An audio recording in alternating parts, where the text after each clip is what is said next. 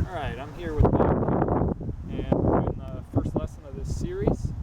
And Bob's a low handicap player, and we've done a little assessment of his game, but I gotta see some swings today. So why don't you tell me a little bit what your strengths and weaknesses are in your golf game? Well, the strengths pretty much in the short game.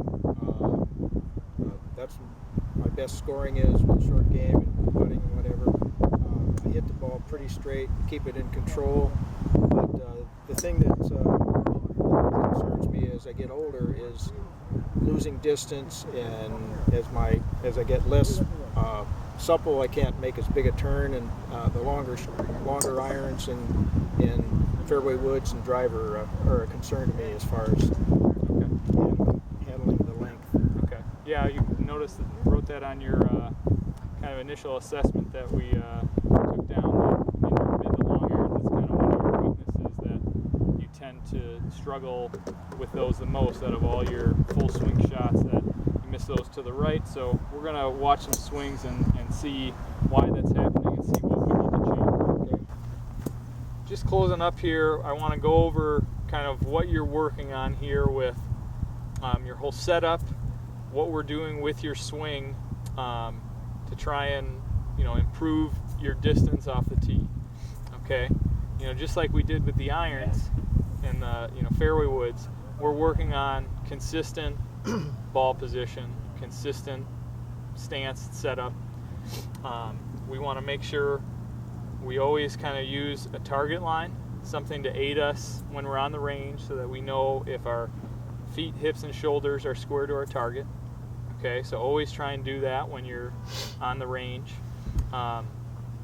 When you set up to the ball, you can put an additional, shaft or alignment aid here, so that you can work on keeping your same ball position with that club.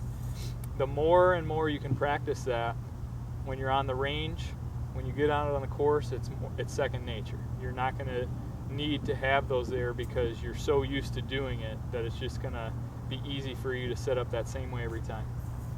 Okay, and from there, in our setup, remember with our driver, you're going to get slightly wider stance than you had with your shorter clubs. We want to feel, just like we use that bag stand there as an aid, we want to feel that knee flex. Okay, so when you feel that knee flex, you're going to feel your chest a little bit higher. Okay, getting to the top, I want you to still feel that flex through your right leg, all the way, running down the inside of your right leg at the top of your swing, so that what you can do from there is really, press off that back foot as you're turning forward and getting your weight on your left side, so you can just create a little bit more explosion through the ball and extend that club down the target line and up, getting that attack angle as high as we can to drive the ball up into the air, get a little bit more launch and more carry, which is going to equal more distance for you. All right, very good work today.